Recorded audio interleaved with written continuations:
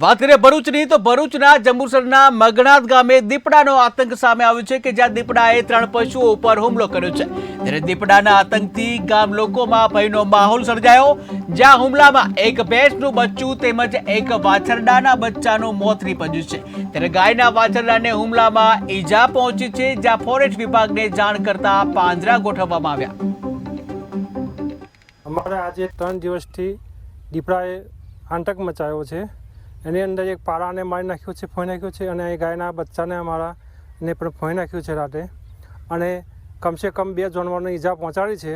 તો વન વિભાગને વિનંતી છે કે ગામની અંદર ભય મહેરોથી અને નિરાકરણ લાવે એવી માગ છે ગામ। અમારા ગામમાં 2 દિવસથી દીપડાનો આતંક છે। એમાં એક ગાયનું વાછરડું છે અને એક ભેંસ છે નાની, એનું મૃત્યુ થયું છે અને એક વાછરડું સિરિયસ છે। અને અમે તલાટી, સરપંચ સભ્યો મળીને આવીને અહીંયા ગામ લોકોને પણ કીધું છે કે સાવચેત રહે, ખેતરમાં કામ કરે તો, અને અમે ફોરેસ્ટ વિભાગમાં જાણ કરી છે।